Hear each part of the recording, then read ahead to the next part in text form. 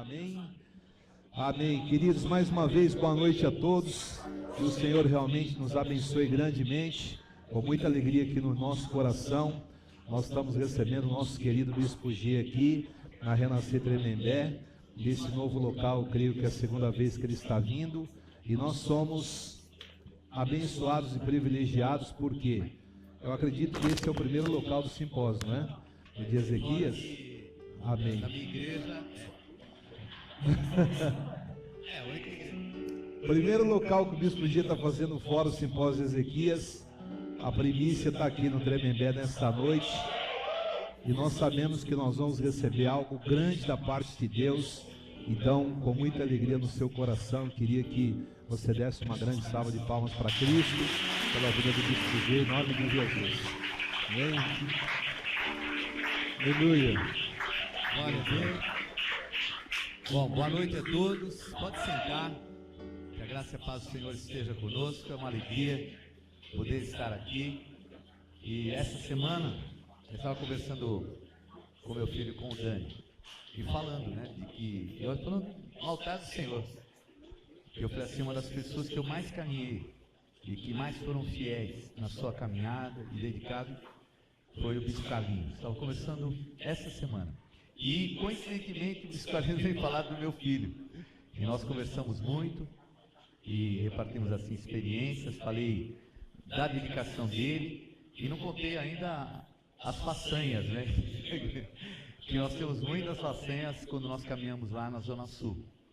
Então, Deus nos deu um tempo muito importante. Eu tenho uma alegria muito grande de vir hoje aqui, viu, Bispo? Pode ter certeza, em nome de Jesus. Eu pediria só que alguém me pegasse, me ajudasse, só para pôr aqui. Eu vou ficar meio de lado. Quem participou do simpósio de Samuel? Amém? Eu te garanto que esse é mais rico ainda.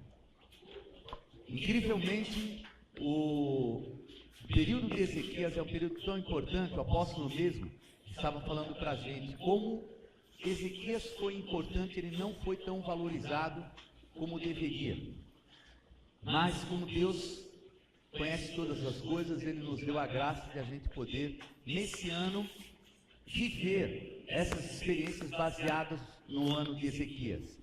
E é muito importante que a gente tenha esse conhecimento para a gente poder desfrutar e viver a palavra profética desse ano. A Bíblia fala que a gente erra por não conhecer o poder de Deus e a sua palavra. E conhecendo a sua palavra, e conhecendo a estrutura espiritual, arqueológica, histórica, a gente se aprofunda muito mais no conhecimento dos valores de Deus. E hoje eu tenho certeza que vai ser um dia assim. E para aqueles que quiserem, nem precisam copiar. Eu trouxe um CD com a apresentação inteirinha, vai custar R$10, que é para minha manutenção. E a gente tem disposto praticamente 30 dias em cima disso. Muitas vezes mais de 7 horas direto pesquisando. Então, são R$10, mas é um valor que eu tenho certeza que tudo que você vai ter e guardar ali, a hora que você quiser rever, todos com fundamento bíblico, vai ser uma grande bênção, amém? Vamos orar. Senhor, eu peço que o Senhor me dê a tua sabedoria, teu Espírito Santo. Aquilo que nós tenhamos hoje que, Senhor, nos mover para realizar. Toda a resistência das trevas seja quebrada pelo poder do sangue do Cordeiro. Que nós possamos hoje, Senhor, vivenciar a tua perfeita, agradável e boa vontade, em nome de Jesus Cristo. Amém. Amém? Glória a Deus. Então vamos começar. E é interessante que nós vamos conhecer toda a parte histórica. Eu fiz de uma maneira mais cronológica para que a gente possa entender. Não vamos entrar diretamente em Ezequias, porque nós temos que conhecer todo o pano de fundo, a estrutura que há por trás. Entendeu?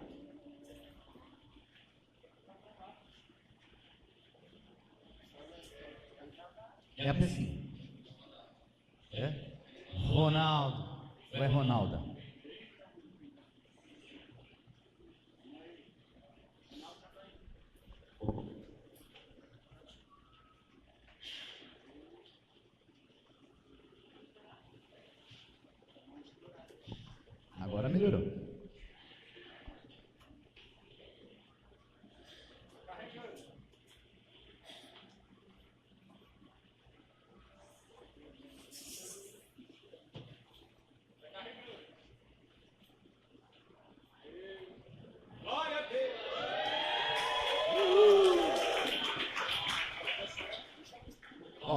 Glória a Deus. Se puder diminuir um pouquinho a luz aqui na frente, seria bom. Já deu. Bom, então olha, nós precisamos conhecer todo o ambiente histórico. Para conhecer o ambiente histórico, nós temos que conhecer os mapas, para poder entender, porque nós vamos falar muito sobre a Assíria. Então é importante a gente conhecer onde fica no mapa. Aqui é o mar Mediterrâneo, para esse lado aqui, Ásia Menor, já começa a Ásia aqui. Para esse lado aqui de baixo, Egito, começando a África. E aqui, nesse encontro, fica Israel. Então Israel fica nesse trecho aqui. Você veja aqui, aqui seria o Mar Morto. Um pouquinho para cima ficaria o Mar da Galileia. Então aqui é o ambiente onde Ezequias vai estar interferindo. Logo do lado tem a Síria, a região histórica chamada Mesopotâmia. Por que Mesopotâmia? Meso, meio, potamos, rio. Mesopotâmia, meio dos rios. Que rios? Rio Eufrates e o outro rio chamado Tigre. E o rio Tigre à beira da cidade que é a capital da Assíria, Nínive. Quem ouviu falar de Nínive? Já ouviu falar de Jonas? Depois nós vamos falar a respeito dele. E então, aqui é uma região muito deserta. Então, um encontro entre dois continentes, aliás, até quase três, porque aqui, por esse estreito, você já chega próximo já da Europa. Então, você tem Europa aqui, Ásia aqui, e aqui a África. E um encontro por terra, aonde dá para atravessar, o único lugar é Israel. Por isso que é um local pequeno, mas de muita importância. Para nós entendermos o que seria hoje, no mapa de hoje, você vê, aqui seria o Iraque, então Babilônia, à beira do rio Eufrates, e Nínive, à beira do rio Tigre, também no Iraque. Então vocês vejam que toda essa região aqui é o Iraque. Então tanto Babilônia quanto a Síria, né, seria aqui nessa região Nínive, seria então hoje o Iraque. Aqui a Síria, onde a gente sabe que está tendo aquela guerra civil violenta. Aqui o Líbano, bem pequenininho o Líbano. E aqui Israel, esse trecho aqui é Israel, também bem pequeno. E aqui é Jordânia, que é aquele país vizinho de Israel. Então Israel é aqui, dá para a gente entender que ele é até pequeno em relação aos outros países ao redor. E vejam que quando ele foi constituído como nação, ele conseguiu vencer todas essas grandes nações. Então, realmente, uma conquista muito grande. O Egito aqui, a Arábia Saudita, aqui o Irã já fica numa região mais montanhosa, e aqui a Turquia. O que nós chamamos de Ásia Menor, hoje é a Turquia. Correto? Deu para entender? O momento histórico da nossa, vamos dizer assim, da base, né, de Ezequias, é o momento em que há uma divisão no reino. Então, ele é o 12º rei, sem contar, obviamente, Davi. Ele é o 12º rei depois de Davi. Então, na época de Salomão, quando ele estava acabando o reino, Salomão, infelizmente, se prostituiu espiritualmente e ele perdeu 10 tribos. Então 10 tribos foram tiradas dele e foram dadas a Jeroboão, que era um tipo de um capataz dele. E Judá só que ficou aqui ao sul. Então Judá, que antes era misturada com uma outra tribo chamada Simeão, ficaram então duas grandes tribos. Uma é chamada Israel, as 10 tribos do norte, ou Reino do Norte, e Judá, que é o Reino do Sul. Então, reino dividido. Aqui, os reis de Judá, para nós entendermos, né, porque é bem engraçado que alguns reis são bons, outros ruins, e vejam que, infelizmente, a maioria eram ruins. Então, esses aqui são todos os reis que foram ruins. Aqui os reis bons e os que foram os melhores reis, que foram Josafá, Joás, Ezequias e Josias. Então esses 4 reis foram chamados restauradores. Eles são restauradores. E aqui alguns que foram bons reis. E Ezequias, o 12º rei de Judá. Se você contar, vai ter 13. Mas aqui há uma rainha chamada Atalia. Quem já ouviu falar de Atalia? Que ela nem deveria estar aqui. Ela era filha de Jezabel com o rei Acabe, a Jeza. E de repente ela conseguiu uma maneira de se infiltrar no reinado de Judá e criou um problema muito grande. Então ela nem é contada. Então são 12 reis apostólicos. Até isso é apostólico, né? E aqui falar um pouquinho do livro de Isaías. Isso daqui é o Museu da Bíblia lá em Jerusalém. Ao redor, no centro, aqui é o formato que ele tem de um pergaminho. Os pergaminhos de Israel, eles são todos assim, um cabo de madeira, e aqui a parte onde estaria o rolo, né, que é um pergaminho feito geralmente de couro de carneiro. E ao redor está o livro de Isaías inteirinho. Então o livro de Isaías inteirinho, que foi achado numas cavernas que eu vou falar agora, chamada Qumran. Então nós vemos aqui que Isaías é o profeta do momento da vida de Ezequias. Visão de Isaías, filho de Amós, que ele teve a respeito de Judá e Jerusalém, nos dias de Uzias, Jotão, que eram de Israel, Acás e Ezequias, que eram da reino de Judá, reis de Judá. Então nós vemos que ele é o profeta que vai estar no reino de Acás, pai de Ezequias. Aqui as cavernas de Qumran, ou cavernas do Mar Morto, onde foram encontrados os manuscritos mais antigos da Bíblia, e o de Isaías em especial. Ele tem 7 metros de comprimento, e é o mesmo livro que se lê hoje. O menino lá em Israel, ele lê o livro de Isaías inteirinho, naquele lugar que eu falei, que está ali ao redor, no Museu da Bíblia, como se fosse daquela época. Porque o hebraico é uma língua que foi ressuscitada. E ela foi ressuscitada baseado nas escrituras.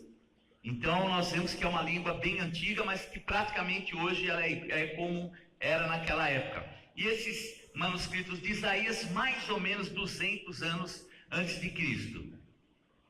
Aqui, inclusive, um vaso, né, semelhante a um vaso que foi encontrado naquela região.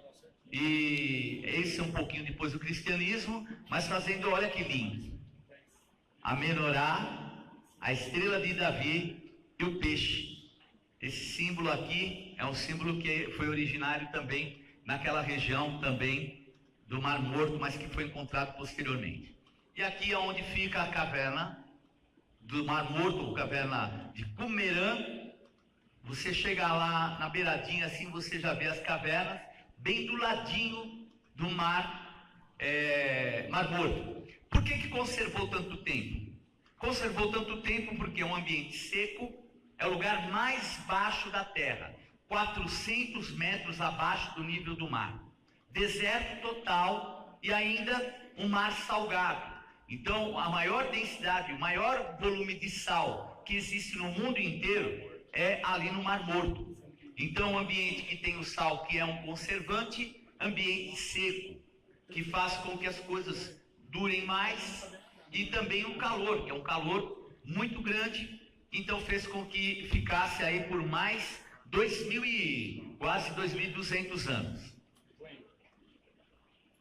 Aqui a origem dos assírios. Os assírios são originários desta região que eu falei, beirada do rio Tigre, aqui o rio Eufrates, os 2 rios. Gênesis fala a respeito dele. Cush gerou Nimrod, o qual começou a ser poderoso na terra. Foi valente caçador diante do Senhor, daí dizer-se como Nimrod, poderoso caçador diante do Senhor. O princípio do seu reino foi Babel, Ereque, Acade e Calné, na terra de Sinar, que é aqui, essa região aqui chamada Babilônia. Babel é Babilônia, é a cidade de Babilônia. E daqui ele vai para cima. Então Nimrod descendente de Cão, um dos filhos de Noé. Daquela terra saiu ele para a Assíria e edificou Nínive, Reobote e Calá. E entre Nínive e Calá, a grande cidade de Rezém. Então, estão aqui, a cidade de Rezém, ela é chamada depois de, que é a cidade, agora eu não lembro, Assur, que é bem aqui nessa região, é aqui, ó. Aqui, então, nós vemos que foi fundada por alguém chamado Nimrod, que era poderoso caçador. A palavra poderoso caçador dá um contexto de que ele se sentia independente de Deus, como alguém que não quer saber e não precisa de Deus. É alguém que era poderoso e como que não precisava de ninguém e principalmente de Deus. Então essa é a formação de Babilônia e a Assíria. Aqui, aquele mapa para nós mostrarmos como é que foi o domínio dos assírios. Então está aí o Império Assírio, saíram de Nínive e conquistaram toda esta região do mundo da época. E aqui Jerusalém, bem aqui no finalzinho Jerusalém. Então mostrando, aqui já ficava o Egito, eles conquistaram todos esses reinos, praticamente metade também de um local difícil de conquistar, que era a Ásia Menor. Então está aí a conquista dos assírios. Vamos falar um pouquinho dos reis da Síria, porque nós conhecemos Senaqueribe, né? Mas tem muita história anterior que nós precisamos conhecer e entender. Então, o primeiro rei que nós conhecemos na história da Bíblia chama Tiglat-Pileser ou Sargão. Então, está aqui, ó, eu peguei tudo que tiver aqui é arqueológico.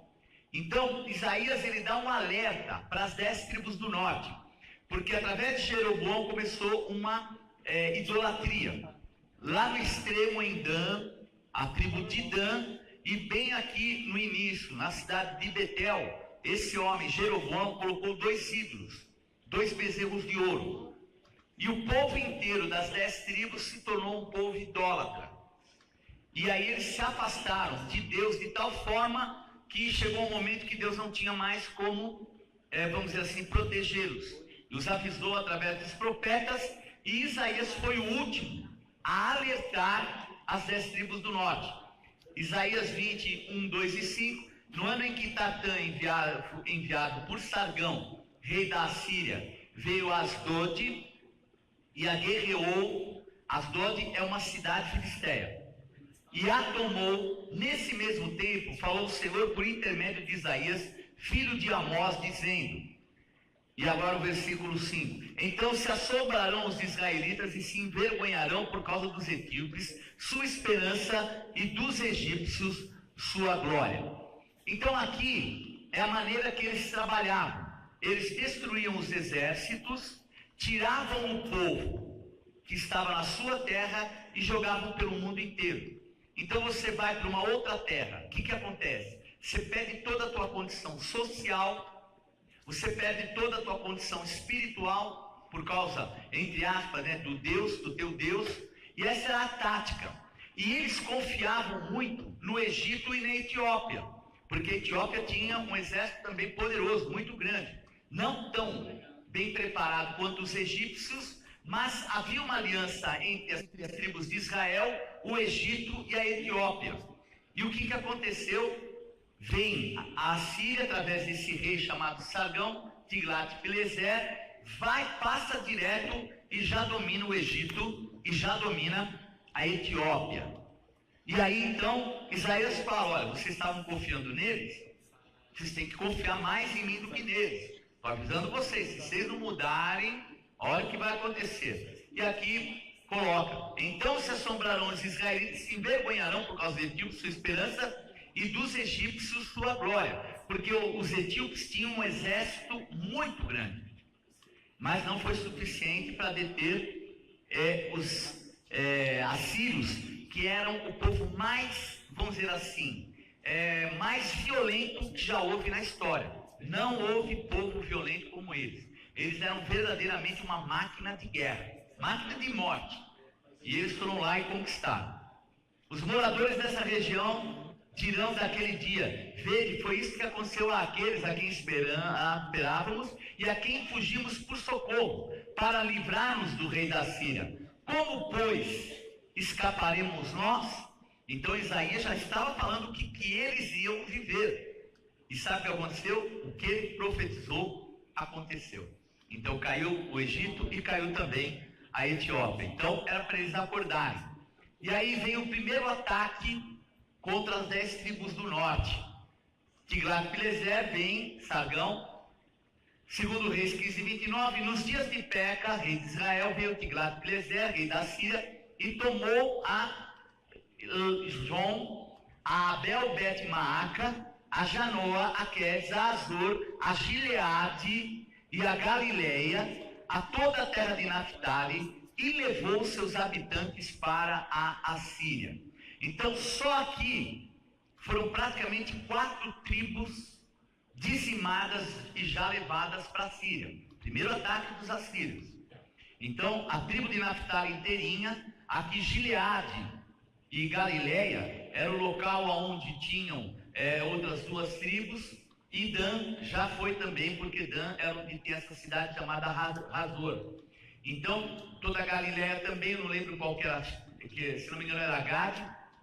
Foram 4 tribos destruídas, inclusive Naphtali, guarde esse nome, Naphtali. E a tribo que permaneceu, que escapou por sorte, foi a tribo chamada Zebulon. E aí que você vai entender um pouquinho mais sobre o nosso profeta Jonas. Aqui é o mar Mediterrâneo, está um pouquinho forte a luz. Tem como diminuir um pouquinho o brilho? Não, é o brilho do aparelho. Do aparelho. Não tem problema. Bom, dá para entender, né? Aqui, olha, o branquinho é terra e o azul clarinho é o mar Mediterrâneo. Então vejam que eles saem daqui, aqui é o litoral de Israel, o local onde o Senhor fala com Jonas para ele ir para onde? Ah, tá aí, ó. Aí já dá para ver melhor. Pode dar um pouquinho mais de brilho, acho que só um pouquinho. Acho que dá para ver, né? Bom, então olha, ele sai daqui, desta região, e vai para Tarsis. Tarsis era o quê? Espanha. Era para ele ir para Nínive. E ele decide ir para a Espanha. Não era um profeta que falava com Deus? A gente tem uma visão de que Jonas era um profeta rebelde, não é isso? Mas a realidade é que nós temos que entender a humanidade das pessoas, porque às vezes nós taxamos as pessoas sem conhecer o que está por trás. O que está por trás? Ele era da tribo de Zebulon e ele viu a destruição da tribo irmã deles, que era Naphtali, e toda a região da Galileia, toda a região chamada, como é que chama? Galileia dos gentios, foi destruída pelos assírios. E ele viu acontecer isso, porque ele é desse período. Então quando o Senhor falou para ele, vai para Nínive, ele falou, eu não, está amarrado. Eu quero que esses desgraçados morram. E aí você vê toda a história dele, ele vai parar na barriga do peixe, por aqui mais ou menos, aí ele vai e vai no fim parar em Nínive. O peixe sobe o rio e chega até Nínive. Mas o contexto é que a misericórdia e a graça de Deus queria alcançar esse povo, por pior que eles fossem. Eles eram terríveis. E uma frase que fala, que é muito marcante de Deus, que fala, como não teria eu compaixão de um povo, de uma cidade, que não sabe a diferença entre a mão direita e a mão esquerda? Então mostra o quê? Que os assírios eram ignorantes em relação a valores de Deus, mas que eles precisavam ser alcançados pela graça também. Então, nós temos às vezes pessoas que a gente coloca o X, e foi esse o erro principal de Jonas, e no final ele teve que fazer aquilo que era a vontade de Deus, e não aquilo que, vamos dizer assim, o seu sentimento, que até era um sentimento correto, vamos dizer entre aspas. Ele odiava aquele povo, e tinha um porquê.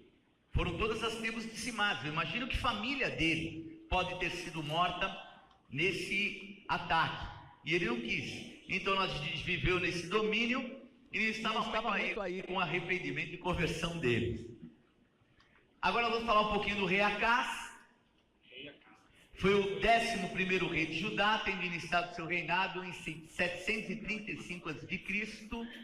E aqui também o que eu falei do profeta Isaías, aqui o nascimento dele, o falecimento em Jerusalém, e lá no país, em Israel, estava Jotão, da dinastia de Davi, filho de Ezequias, e o sucessor foi filho Ezequias e foi o sucessor também. Aqui nós vemos uma moeda com a efígie dele, não é da época dele. E aqui o que ele tinha, infelizmente, que ele cultuava. Moloque, uma entidade que eram consagradas crianças e mortas queimadas. E Azerá, ou poste-ídolo. O famoso poste-ídolo, que muitas vezes, sabe o que era? Era um pedaço de tronco. E às vezes, a adoração ao poste-ídolo, ela nem era material. Por isso que a gente às vezes ouve, por exemplo, Elias guerreou com os 450 profetas de Baal e 400 do poste-ídolo. O poste-ídolo, naquele momento, sabe o que era? Era um bosque de árvores que tinha atrás do altar. Por isso que não tinha altar. Era um bosque. O bosque era o quê? Azerá, que era a entidade que era cultuada, era uma entidade ligada à fertilidade do solo. Então está aí, porque andou no caminho dos reis de Israel e até queimou a seu filho como sacrifício, segundo as abominações dos gentios. Para pensar, se ele queimasse Ezequias, ele queimou filhos. Então vejam que ele estava comprometendo a sucessão, não valorizando aquilo que era a sucessão que veio de Deus, que o Senhor lançara diante dos filhos de Israel. Também sacrificou e queimou incenso nos altos e nos outeiros, como também debaixo de toda árvore frondosa. Era assim que era cultuado o poste-ídolo. E também na sua idolatria, até Neustã, que era nada mais, né, a tradução de Neustã é uma coisa de latão. Quem lembra que foi erguida uma serpente de bronze? Todo mundo que olhava para ela era o quê? Curado das picadas de uma serpente, que era uma serpente venenosa. Então quem olhava? E ele, o rei Acás, conseguiu transformar aquilo que era uma bênção no ídolo. E aí Neustã foi colocada dentro do templo do Senhor. Então aqui mostra tudo que ele fez. E inclusive ele pegou alguns altares, tipo de altares que tinha no rei de Damasco, no rei ali em Damasco, e fez também como se fosse melhor do que o altar ao Senhor. Então ele foi uma pessoa muito idólatra. Aqui alguns selos da época dele. Esse selo aqui é um dos selos da época dele, é chamado LMLK. E aqui um outro também da sua época, em 1975, uma impressão de sinete em argila foi descoberta por Robert Bitt. Logo descobriu-se conter o nome do rei Acás da Bíblia e seu pai Jotão. O selo é atualmente uma parte de uma coleção privada de antiguidades de Londres. E aqui fala sobre ele. No ano em que morreu o rei Acás, foi pronunciada essa sentença. Então nós vemos que aqui esse selo fala sobre o rei Acás. O famoso relógio do sol. Lembram que quando Ezequias vai ser curado, Deus dá para ele um sinal? Você quer que avance ou retroceda o sol 10 graus. Então o que seriam 10 graus? Aqui, o relógio de sol, o sol batendo, vamos dizer, de cima, de frente, e à medida que a terra gira, o sol vai o quê? Mudando a sombra, vai mudando no relógio. O relógio de Acás era assim, bem desse tipo mesmo, e fez voltar 10 graus. Se fez voltar 10 graus, o que quer dizer? É que a terra, de alguma forma, voltou atrás. Não dá para explicar, né? Mas Deus deu um sinal, e era incrível, que consta, eu estava lendo de novo uma literatura da NASA, que na cronologia da antiguidade falta um dia. E eles foram buscar aonde poderia encontrar esse dia. 10 graus daria mais ou menos 1h30 por aí. E em Josué diz que o sol parou por quanto tempo? Quase um dia. Então ele parou quase um dia, e aqui um pouco mais completa um dia que falta cronologicamente na Terra. Então a história é estranha faltar esse dia cronologicamente, mas está aí o porquê, então está aí uma boa explicação. E agora Acas de Tiglat-Pileser, vejam que ele também vai e se dobra a esse rei assírio que já tinha destruído algumas tribos lá do norte. Acas enviou mensageiros a Tiglat-Pileser, rei da Síria, dizendo: eu sou teu servo e teus filhos, sobe e teu filho, e livra-me do poder do rei da Síria e do poder do rei de Israel, que se levantam contra mim. Então vejam que agora havia até uma guerra entre Israel e Judá. Então vejam que coisa maligna estava acontecendo, guerra entre irmãos. E ele vai pedir ajuda para quem? Para o rei da Assíria. E o rei da Assíria o ajuda. Por quê? Porque ele pega todos os tesouros da casa do Senhor e paga para o rei da Síria ir contra Israel e também contra a Síria, que era um outro país. Tomou a casa, a prata e o ouro que se achavam na casa do Senhor e nos tesouros da casa do rei, mandou de presente ao rei da Assíria. O rei da Síria lhe deu ouvido, subiu contra Damasco, tomou e levou o povo para Quir e matou a Rezim, que era o rei da Síria, inimigo de Judá. Então vocês percebem a malignidade? Então ele, com aquilo que era consagrado a Deus, estava agora pagando alguém para matar Israel, que era povo de Deus também. Então vejam que a idolatria de Acas foi terrível. Ele era um homem não só um fracassado, como a gente muitas vezes interpreta. É pior do que isso. Ele era alguém altamente maligno. Aí também um desenho arquitetônico desse rei, Tiglat-Pileser. E agora vem outro rei, chamado Salmaneser.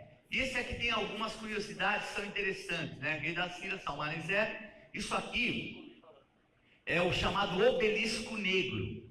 Então mostra aqui todo o domínio de Salmaneser no seu período como rei da Assíria. Depois de Sargão vem outro, e é esse rei que é o sucessor. E é engraçado que alguns pedaços mostram pessoas carregando feras com cabeças humanas. E nós, conhecendo assim o mundo espiritual, sabemos o que é a palavra besta. Então a besta, quem estudou, lembra que nós falamos em Samuel?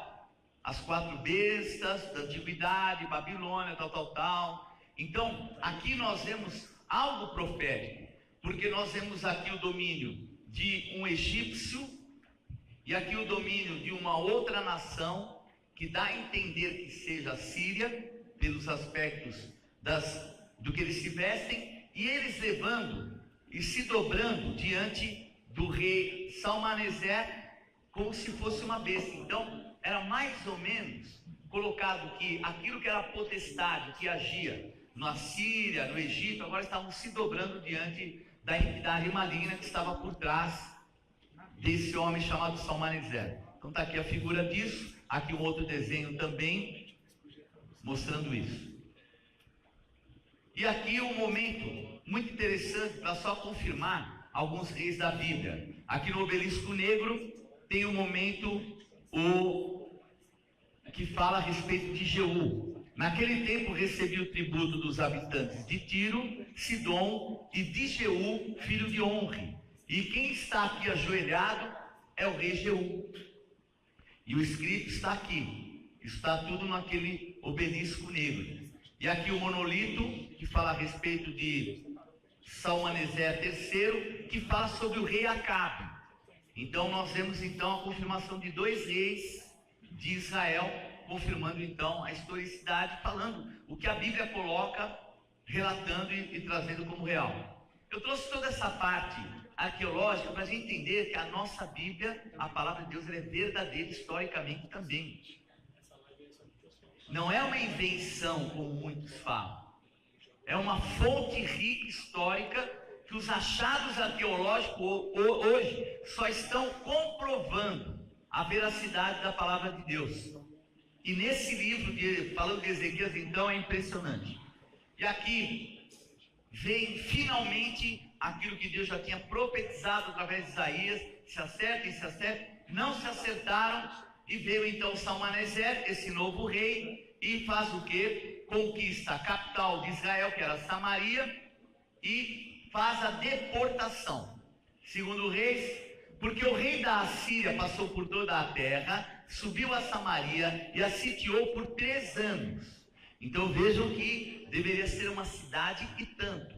Para aguentar 3 anos de alguém sitiando ao redor, você imagine o que aconteceu. No ano 9 de Oséias, o rei da Síria tomou a Samaria e transportou a Israel para a Assíria. E os fez habitar em Ala, junto a Abor e ao rio Gozã, e na cidade dos Medos. Então aquela estratégia de espalhar pelo mundo era o que eles faziam. E foi o que aconteceu com Israel. Agora não é mais só 4 tribos, agora foram todas as tribos de Israel. Então Salmaneser entrou, destruiu completamente Israel, e o povo ele espalhou pelo mundo inteiro. E o que ele fez? Trouxe povos de outro lugar conquistado e colocou no território de Israel. Até que o Senhor afastou Israel da sua presença, como falaram pelo ministério de todos os seus servos, os profetas. Assim foi Israel transportado da sua terra para a Assíria, onde permanece até ao dia de hoje. O que seria o dia de hoje? Muitos interpretam que o livro de Reis, segundo o livro dos Reis, foi escrito por Jeremias. Então foi pouco antes também de vir o domínio da Babilônia. Então Jeremias escreveu, e esse até o dia de hoje quer dizer que já na época de Jeremias, até a época de Daniel, Israel já deixou de existir. Aqui nós temos também um outro achado arqueológico chamado Prisma de Argila de Sargão II. Oséias, o último rei de Israel, se rebelou contra o imperador assírio Salmaneser V. Ele parou de pagar o seu tributo. E na Bíblia está escrito: Salmaneser reagiu invadindo Israel e sitiando sua capital, Samaria. Então isso aqui está escrito aqui, confirmando 2 Reis 17, 1:6, e continuando: após 3 anos de cerca, Samaria caiu e Sargão II deportou seus habitantes.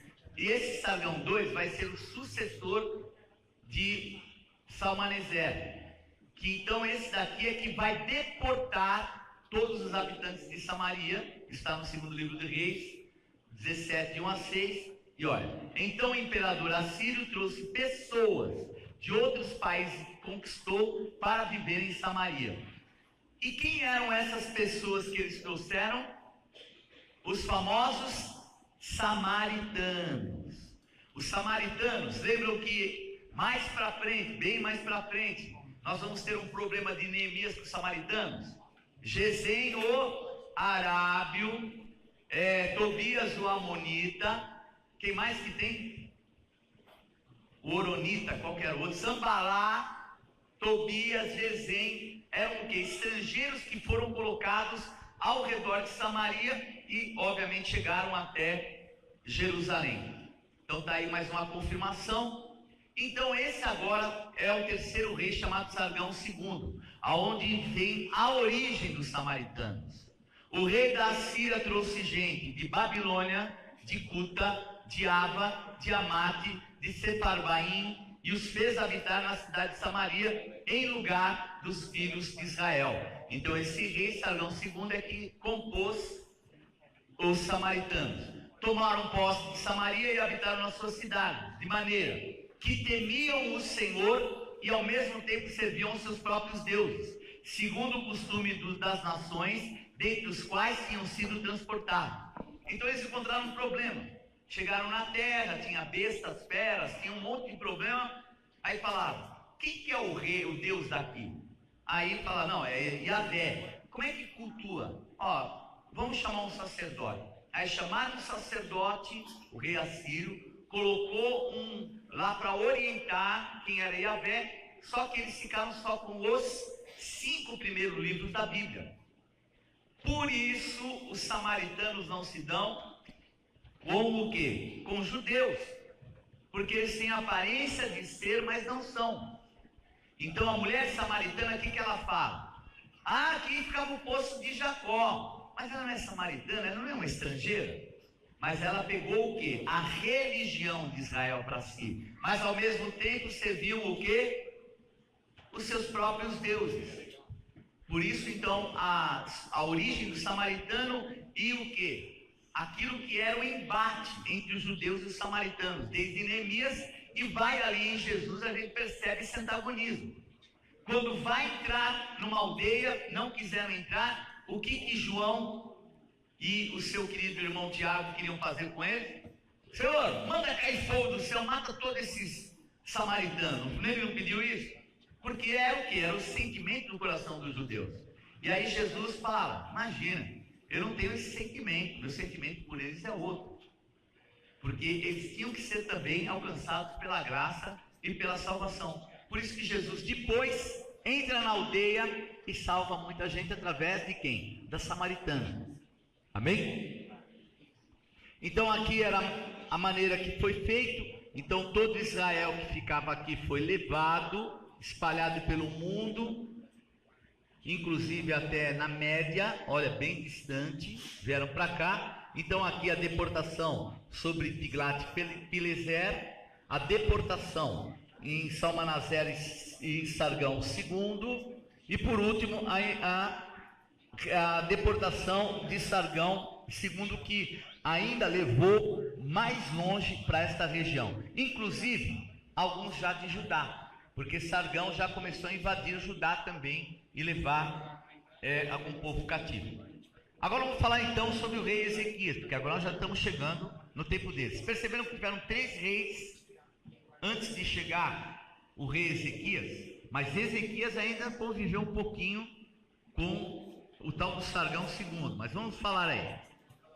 A origem do nome, Ezequias, do hebraico, em português quer dizer Yahvé ou Jeová fortalece. E ele foi realmente, depois de Davi, o melhor rei que já existiu. Então aqui, a limpeza de Ezequias, removeu os altos, quebrou as colunas, deitou abaixo poste ídolo e fez em pedaços a serpente de bronze que Moisés fizera, porque até aquele dia os filhos de Israel lhe queimavam incenso e lhe chamavam Neustã. Então está vendo aqui a serpente sendo arrancada e queimada. Está meio estranho esse Ezequias aqui, mas da época do renascentismo a gente não vai levar muito em conta. Aqui, ó, Ezequias então fez uma limpeza na idolatria. Isso aqui é bem atual. Aqui numa cidade chamada Laquis, vocês vão conhecer um pouco mais. Eles encontraram um local que foi um templo pagão.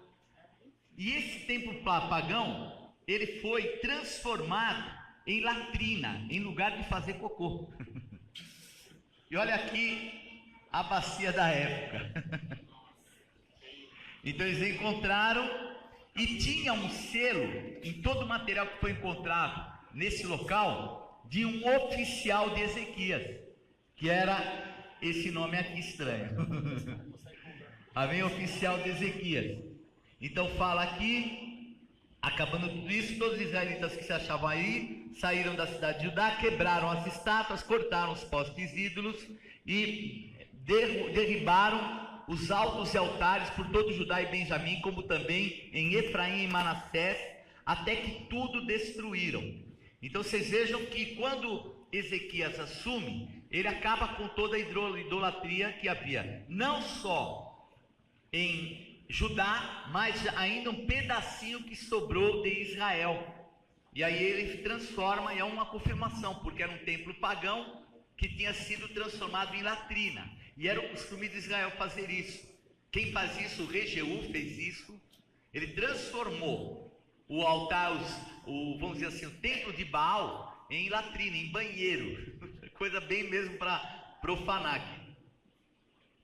E o avivamento de Ezequias, segundo Crônicas 30, 25, alegraram-se toda a congregação de Judá e os sacerdotes, os levitas e toda a congregação de todos os que vieram de Israel, como também os estrangeiros que vieram da terra de Israel e que habitavam em Judá, houve grande alegria em Jerusalém, porque desde os dias de Salomão, filho de Davi, rei de Israel, não houve coisa semelhante em Jerusalém. Então, um dos moveres desse ano é o avivamento. E foi um avivamento tão tremendo que nem na época de Salomão houve uma Páscoa, a celebração de 7 dias de festa, como houve na época de Ezequias. Então, é uma vamos dizer assim, da palavra profética mais forte desse tempo. E o avanço de Ezequias, segundo Crônicas 32, 27 e 30, teve Ezequias riqueza e glória em grande abundância, proveu-se de tesourarias para prata, ouro, pedras preciosas, especiarias, escudos e toda sorte de objetos desejáveis. Também proveu-se de armazéns para a colheita do cereal, do vinho e do azeite, e de estrebarias para toda espécie de animais, e de redis para os rebanhos. Edificou também cidades e possuiu ovelhas e vacas em abundância, porque Deus lhe tinha dado muito numerosas possessões. Também o mesmo Ezequias tapou o manancial superior das águas de Gion e as canalizou para o ocidente da cidade de Davi. Ezequias prosperou em toda a sua obra. Então, o avanço de Ezequias e também a prosperidade é outra marca desse ano apostólico. Quem vai avançar tremendamente? Quem vai prosperar tremendamente nesse ano? Está ligado em nome de Jesus, amém? E aqui nós vemos também as imagens da muralha que foi reforçada na época de Ezequias e que depois Neemias reconstrói. Então as muralhas que Neemias reconstruiu foram essas muralhas, olha a largura delas. Imagina reconstruir em 52 dias por Neemias, e aqui então a muralha, e ela foi reconstruída por Neemias. Eram pedras grandes, pedras assim inclusive. Então você imagina a loucura que foi em 52 dias para reconstruir essas muralhas. Aqui só para vocês entenderem, né? Então, olha, Jerusalém, ela era toda essa região aqui, olha. Toda essa muralha, ó. Aqui. Porém, a parte principal, ó, essas são as muralhas na época de Ezequias. Aqui, o reforço na época de Neemias. Porque nesse período, toda essa parte aqui que está em amarelo foi destruída, não deu para reconstruir. Então lembro que por muitos anos ficou deserta Jerusalém e volta Neemias para reconstruir. Então a muralha que Neemias reconstruiu foi essa aqui, ó. Está em branco, aqui também um outro pedaço. Essas são as muralhas de Jerusalém reconstruída, que era bem menor. Aqui é uma fonte que foi fechada quando vieram os assírios para dominar sobre Jerusalém. Então ele tapou essas pontes de água para que o inimigo não tivesse água para beber. E aqui as águas que foram trazidas para a cidade. Aqui é aquela fonte que nós falamos, Gion, e ela foi canalizada até chegar dentro da cidade. E o que era o dentro da cidade? Aqui é o tanque de Siloé, que nós vamos detalhar depois melhor. Fonte de Gion, tanque de Siloé, e por dentro até chegar aqui. Nós vamos depois mostrar um pouco a respeito disso. E a coisa assim, vamos dizer, o objeto arqueológico mais recente dessa época, que foi encontrado praticamente no final do ano passado. Aliás, não é que foi encontrado, é que foi decifrado finalmente. Foi o selo de Ezequias. Então aqui onde tem esse buraquinho aqui, faltava um ponto, porque o hebraico ele tem também pontos na letra, e um pedaço de uma letra. E eles, vendo outros, fizeram comparativos e chegaram à conclusão que realmente era da época de Ezequias, que inclusive com outro, que nós vamos mostrar também. E isso daqui é conhecido o nome de bula. O que é uma bula? Isso daqui é o tipo de um selo. Então, o que tem aqui impresso estaria num sinete ou no anel do rei Ezequias. e que ele colocava barro, depende do tipo de material, mole, e colocava o seu brasão e tirava e selava as cartas. O rolo, a carta era um rolo. Então ele selava, isso é nada mais do que o selinho, olha, é um selinho pequenininho, que é a impressão que tinha no seu anel. Então tem muitas coisas que podem ser encontradas, mas poucas que podem dizer que era pertencente a uma pessoa. Então isso aqui é um achado tremendo. Por isso que a gente põe ele direto aqui, né? Então aqui é o selo de Ezequias. Vamos falar um pouquinho dele e o que tinha escrito: pertencente a Ezequias, filho de Acás, rei de Judá. E aqui uma cruz, porque todo mundo fala, mas bispo, isso aqui é uma cruz esotérica.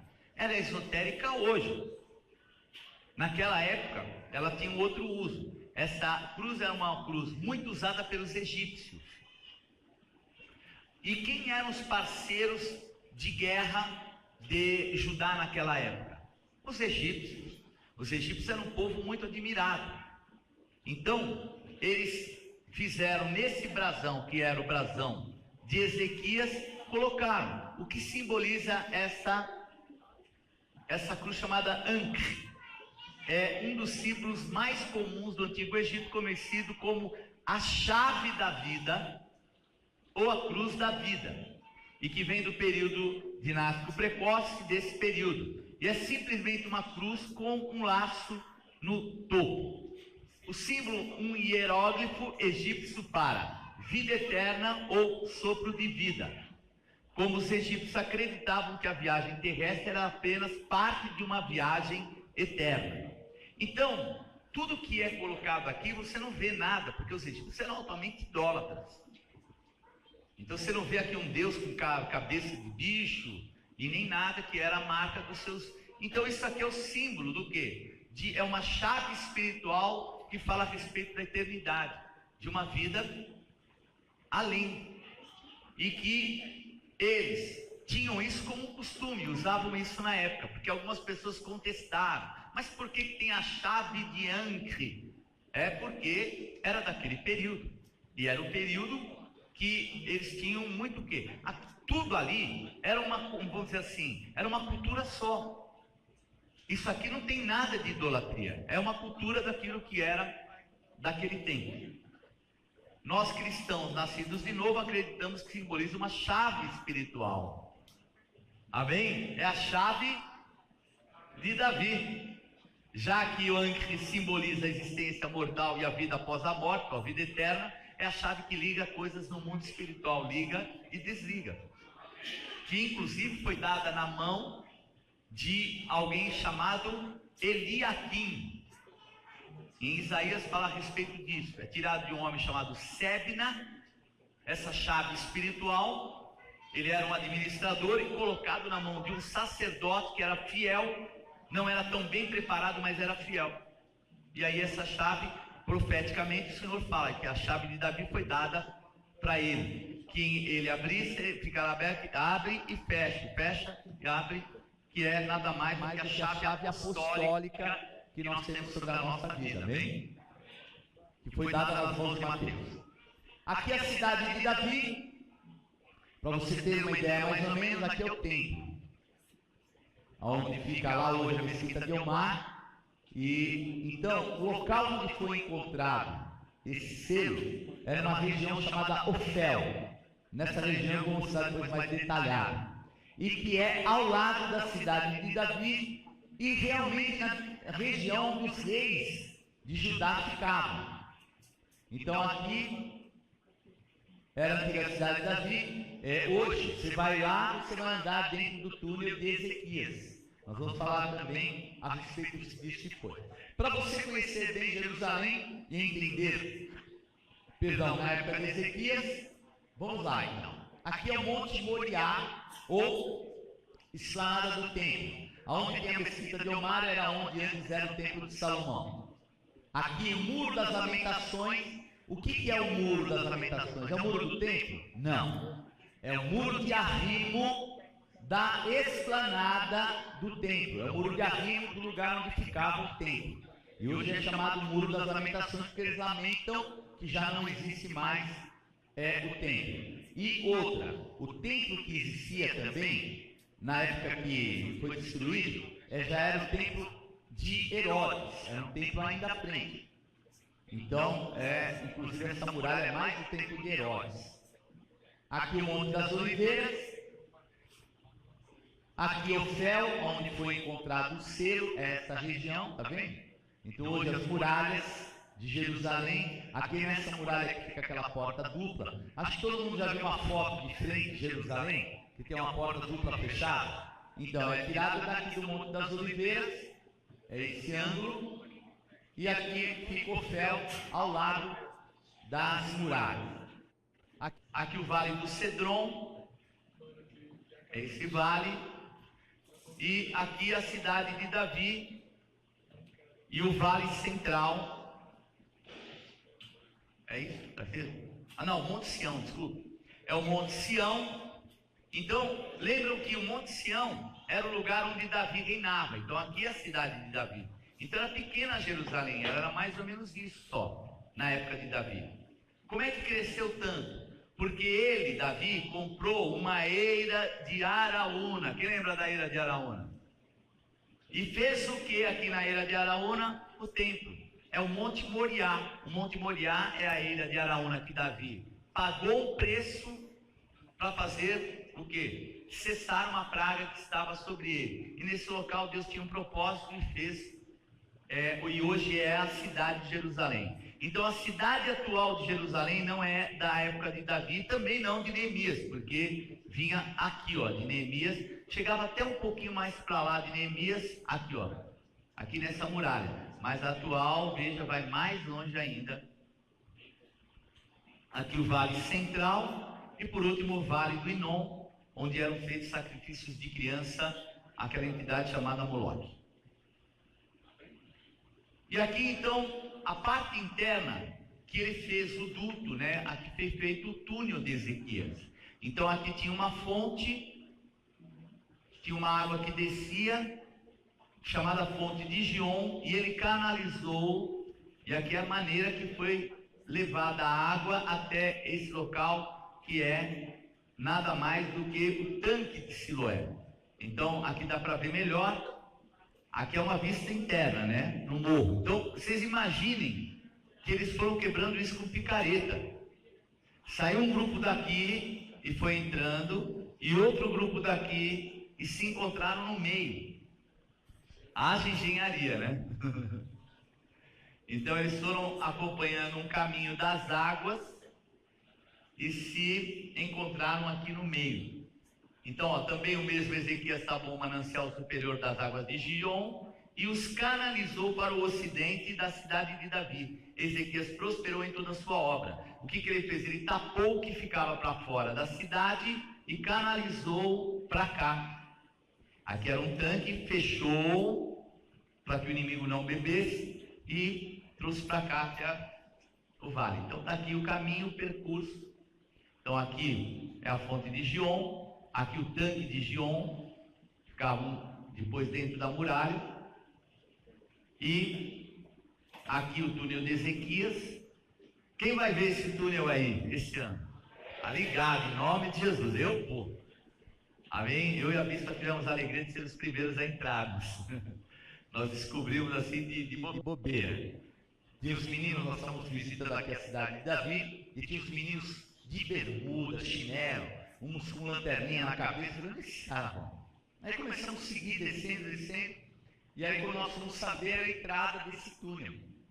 E aí entramos juntos também, e aí que nós conhecemos. O túnel é um túnel com água corrente, vem até aqui no começo a água, tem horas que fica até aqui embaixo, tem horas que sobe, é estreito, tem horas que é alto, tem horas que você tem que andar assim, é uma loucura. Você anda aqui dentro, são quase 600 metros aqui dentro. Gostoso, né, bicho? E os meninos zoando a gente, tinha um grupo na frente e outro grupo atrás. Eles apagavam a luz, ficavam escondidinhos, aí gritavam, ah! Aí saiu correndo. Ficavam zoando o tempo todo com a gente ali dentro. E aqui o poço de Siloé. Então é o tanque e o poço. São duas coisas diferentes, tá? Depois que vai mostrar. Aqui é o tanque de Siloé. Aliás, o tanque de Siloé é aqui. E aqui é o poço de Siloé. Porque o tanque era um local que tem as escadinhas, tudo bem feitinho. E no final, depois do tanque, tinha um local que escoava água, que é esse local que sobrou hoje. Aqui só tem ruínas daquele tempo. Mas aqui é onde a gente faz os atos proféticos. E que eu vi um comentário, não sei se é verdade, que uma pessoa que foi viajar e fumava, e ele saiu correndo do túnel que ele estava louco para fumar. E saiu aqui nessa região, e nem imaginava que ele era o tanque de Siloé. E ele estava fumando, e quando ouviram falar que estava chegando o apóstolo, todo mundo, ele jogou a bituca aqui na água. Foi verdade isso? O cara jogou a bituca no tanque de Siloé. Então você imagina, o cara, como ele era contextualizado, né? Ô bispo, Oi. pensar que os árabes eles cospem na gente. Aqui, ó, quer ver? Só mostrar uma situação. Aqui em cima, se você andasse um pouquinho mais essa foto, vindo mais aqui para cima, aqui são casas de árabes. E os meninos ficam cuspindo. E uma vez o Dani e o grupo do O2 estavam ministrando, e eles ficaram cuspindo. E eles decidiram não sair. Foi ministrar, continuaram, mas ficaram tudo cheio de tranquilo. Desgraçado, né? E aqui, dentro do túnel, onde houve o encontro, encontraram essa peça teológica que fala a respeito do que aconteceu. Foi cavado da seguinte maneira: machados, né? Ou picaretas, cada homem na direção do seu companheiro, e quando havia 3 côvados para escavar, a voz de um homem chamando a outra foi ouvida, mostrando que estava se desviando para a direita. Você já imagina eles se encontrarem lá embaixo no meio e perceberam que estavam desviando, faltava 1,5 metro, e estava desviando. Aí eles se acertaram, e quando o canal foi completado, os escavadores se defrontaram homem com homem, machado com machado, e a água fluiu por 1.200 côvados, 600 metros, mais, quase 700 metros, desde a fonte até o reservatório. A altura da rocha acima das cabeças dos escavadores era de 100 côvados, quase 50 metros, onde eles se encontraram, e era o tamanho e a altura da rocha. Então isso é um feito só por Deus. Já pensou, saíram de um lado, outro do outro, e vão se encontrar no meio da montanha? E esse artefato está no museu também, e ficou aqui. E se está aqui é uma réplica, mas está no local onde ele foi tirado, do túnel de Ezequias. E aqui uma outra que faz a menção, outro também achado arqueológico, que faz a menção da fonte de Gion. E foi Ezequias que tapou a nascente superior das águas de Gion e canalizou diretamente para baixo. Isso aqui foi encontrado na parte de cima. Qualidades de Ezequias: ele era um guerreiro espiritual, liberal com os levitas, alegre, fiel. Aqui todas as passagens depois vocês podem conferir. Fervoroso, estrategista, próspero, requintado. Vejam que quando ele faz uma festa melhor do que a de Salomão. E Salomão era requintado, hein? Empreendedor, proativo, põe em prática rápido. Primeiro dia do primeiro mês, já abriu a casa do Senhor, limpou, quer dizer, já começou a agir. Santo, homem de aliança, zeloso, soberano, sabia do que Deus tinha constituído ele, humilde, organizado e aberto às ofertas. Vejam que só num capítulo ele estabelece 3 tipos de oferta. O maior segredo de Ezequias: oferta. O maior segredo do crescimento de tudo que ele viveu foram as ofertas. E aqui, alguns defeitos encontrados em alguns momentos de Ezequias. Poucos, graças a Deus. Se deixou ensoberbecer, foi um pouco falta de discernimento, porque quando vieram os reis de Babilônia, ele abriu seus tesouros, e depois foram levados seus tesouros, não preparou gerações futuras, tanto que o filho dele, Manassés, vai ser o pior rei de Israel. Por incrível que pareça, ele não se preocupou com os filhos. E é meio patente isso, porque quando fala que Babilônia vem para tomar, o profeta Isaías libera uma palavra: se abrir os teus tesouros, então olha, tudo que tem aqui vai ser levado para Babilônia, porque se abrir os teus tesouros. Só que não será na tua época, vai ser na época dos teus filhos. Os teus filhos vão ser eunucos no reino de Babilônia. Ai, que bom que não é na minha época. Caramba! Vai pegar os filhos. Você sabe o que é eunuco? Já pensou cortar um negócio? E eles seriam eunucos e se tornariam mordomos escravos, filhos do rei. Então ele deu umas vaciladas, né? E o coração enganoso, porque se deixou ensoberbecer com o que ele tinha. Então esse ano você viu todas as qualidades que nós vamos orar no final, e Deus vai nos dar essas características espirituais, nós vamos tomar posse.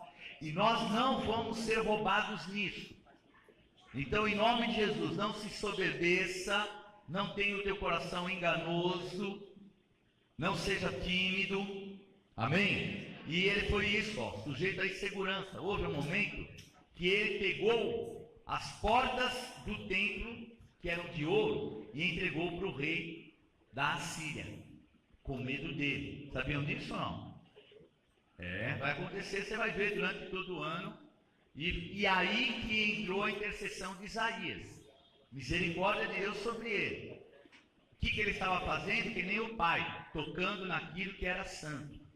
Esse ano, dízimo, oferta, voto, põe no altar do Senhor.